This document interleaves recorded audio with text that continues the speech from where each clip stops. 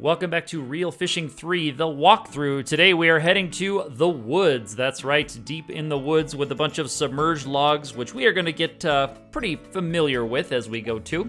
Let's take a look at the info. Here's where we find a forest, partly submerged dead trees, standing in a narrow bay. So opposite from the pier, so I guess we're in the same lake here. This is a pretty small scale game, which is different than Reel Fishing 2, where you're traveling to all these exotic locales, like you go to the Indian Ocean, you go to the Pacific, you're in the Atlantic, and then of course you're in the streams in the highlands of Japan. So here we are in the woods. What you may notice is the sound effects here on the default settings are pretty loud. The sound of that waterfall falling in is a little bit distracting. So after we catch this fish, you'll see that we'll adjust those settings. I'll show you how to do that. So we've hooked our first fish, and here you can see the water here is quite deep with these trees standing straight up out of there. The textures on the trees are not perfect, but this is a PlayStation 2 game, so I guess we're not looking for perfection in the graphics. As I recorded this one, this is the first level where I've really actually had a hard time hearing the status of my line because the sound effects of the nature sounds are so loud. I couldn't very easily hear, as I recorded this from my CRT television, if my line was about to break, if I was reeling. I couldn't hear the stretching sound as I pulled. So I wanted to make sure that we had a chance to hear that. So we'll adjust that after this fish. So this is a new species from this area. This is going to be the rainbow trout. This is the only new species in this area. All the other species on the list there I've caught, except for the brown trout, which is listed here. But the brown trout's going to be the target next level, so we'll see that one later. So here's our first rainbow trout we're going to release. We don't want to go to that the tank. We picked up a message in a bottle. So this is possibly part of a side quest or just a little collect-a-thon in the side of these games. That might just a nice Natsume touch. So here we're going to go to the nature sound. That's what we're looking for with that flowing water.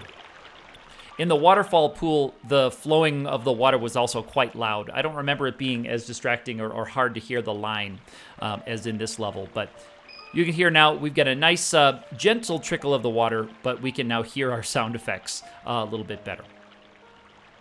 So now we're going after a Florida largemouth bass, and we're looking for one that is 18 inches, so 1 foot 6 inches is how it's listed. It's interesting in the game, it goes by feet, inches. In the manual, it just goes by total inches.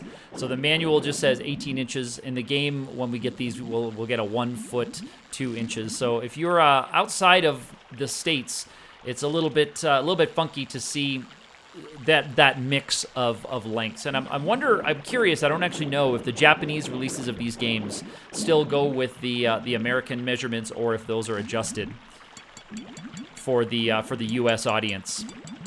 So we're not looking at fish in centimeters or kilograms. So I have not gone into the equipment menu as of the recording on this one. I just wanted to try it with the default set. I'm sure I've got access to more lures than we've got here. I'm sure I've got access to stronger line, which, as you can see, we may need in the battle with this fish. We're quite stretched here. You're doing kind of a delicate balance of pulling down on the rod, which you can't really see on this recording video, but I'm using the left analog stick to pull back on the rod, and I'm sometimes tapping the reel button. So tapping the reel button puts a little extra tension on the fish, and it might end their run, or it might help get them turned around. When you see those bubbles, that's when you know that they've got another tier of exhaustion or something. I'm not sure how the game words it, but it just means that they're getting tired when you see bubbles kind of come out of the fish's gills. So that means that you can usually get them turned. There was one right there from this fish. So you can usually get them turned, or at least it will stop their run. So there's another set. I'm still trying to turn this fish. And when you push up on the left stick, that puts slack on the line. So that will loosen up line tension if you hear your line starting to sing. That will loosen up the tension, but it will loosen your hook set. So the more you push up, the more likely it is the fish is going to be able to throw your hook. So it loosens your hook set. You want to keep tension on the fish, just like in real life. If you let it go slack, the fish can more easily throw your hook out. So usually the fish have one more run in them once we get to this last screen here, just kind of the way it shakes out with reeling in fish of any distance, and we get this one landed. So 1 foot 3 inches, a little bit short of what we're looking for. So 1 foot is 12 inches. Of course, 1 foot 3 would be 15 inches. We need a 3-inch larger fish than that. And the game does give you a hint. We're going to hook a little bit bigger one here. This is another Florida largemouth bass. The game does give you a hint of what the tiers of fish sizes are. So once you've unlocked a species by catching one, the fishing master in the morning letter will give you some info about the fish, and then you can go into your fish log and you can see the size tiers. So you can see like juvenile, mature, and then like giant. So a lot of times the one you're looking for is over that next tier, or at least it's in the first tier the first time you're in these levels. Later on, you might have to catch larger tiers. So the game does kind of delineate what the tiers are. If you were to catch a fish, not get what you need in one day here, you could go back to the fishing lodge, get the info unlocked from the fishing master, and then check out the fish detail. So you can see this fight's a little bit more involved. The submerged logs don't seem to serve as much of a barrier.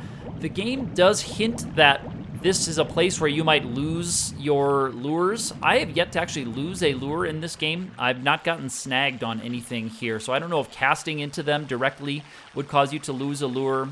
I don't know if these fish can wrap your line around them. All these things are hinted at by the game, but I've yet to actually see that happen. So this could be an effect of the game's manual and information kind of making the game a little bit deeper than the mechanics of the game actually are possible. And that is certainly the case for a lot of fishing games. A lot of fishing games kind of hint at deeper patterns where there isn't any actual programming in the game that do that. But as a player, you may still try to adjust your strategy based on weather or based on conditions, which might just be kind of arbitrary. So this fish is kind of against one of those logs. It looks like the log texture is solid because the fish is kind of bumping into it. The log texture does look like it's solid. And this fish, I left that fight in there because we did lose that fish. It had a deeper sound to the flopping, to the swimming. So I was guessing that was a tier up. Here's another one that has a similar sound. It has the deeper kind of swimming sound than the other ones. That's been a theme throughout the Reel Fishing series, is when you hook a fish that is a tier above. In the Reel Fishing 2, it's like a fish over 12 inches, over 24 inches. I don't remember if there's 36 inches. There's a different pitch of swim sounds. So a lot of times in those levels, you're looking to catch a fish over 12 inches. You can tell if you've got it by listening to the sound of the swim. Sometimes the sprite is larger, but because the zoom on this is not always consistent, it's hard to tell the scale of your fish sometimes. So this is another pretty epic battle. I'm still using the default line setting. After this fight, if I lost this fish, I told myself as I recorded this that I was going to go into the settings and reset my line strength. The higher line strength has a lower fish-like ability scale, but something that I've noticed on this game is if you see a fish and you cast at it, I have yet to really have a fish reject my lure or my bait here. If I see a fish and cast at it, your bite percent is pretty strong. So by just looking for bigger fish sprites swimming around in your pool, if you've got weather where you can see that, generally I think you're okay. So I don't know if it makes no difference like in some other NES and Super NES fishing games, or maybe it makes a very minuscule difference that I have yet to really notice. But without looking at the assembly code for any of these games, I can't really make a emphatic statement there. I can only base on what my observations are. So remember, we're looking for 1 foot 6 inches. If this fish is over that size, we're good. So 1 foot 6 inches on the nose, and that little jingle there tells us that is the day winning or level winning fish, 4.412 pounds. So we're gonna let that fish go. And unlike other videos here, I'm going to take you back to the Aqua Lodge. So let's go back to the Aqua Lodge and see what between levels looks like. We have yet to really do that, so I want to do that as part of the series. If you're not playing this game, but you want to see what it looks like back at the lodge, here we go. So at the end of the day, you get your stat sheet. I have a 75% catch rate, pretty nice, 3 out of 4, I think. It immediately takes you to the tank room. And so the cork board is where you manage your tanks. I'm not doing that part at all. So if you go up to the light, tomorrow's another day, your dog's down there with you. And every morning, your dog does bring you a little letter update. Sometimes it's just a quote from the fishing master, but if you've unlocked a level, then you're good. You get something like this. So he'll tell you about your next place, going to Misty Cove. There's some hinting that you're supposed to only go there on a foggy day and the fog only happens in the wintertime. This game does have seasons, by the way. We are at the late summer going into fall in this playthrough. But it looks like you can just go to the misty rainforest. And Real Fishing 2, which I've come to kind of conclude is a much deeper game than this one. There are certain places you can only go during certain months of the year. The months and weeks will advance, and you can only visit levels during certain times of year.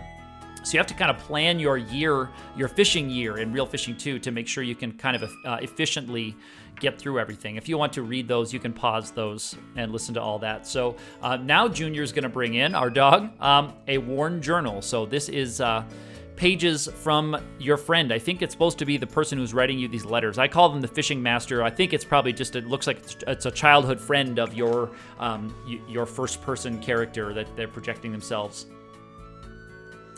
And Junior is restless. So here's where we read the bottle. I'm not sure quite what that means, that Junior is restless, but we're going to read the bottle.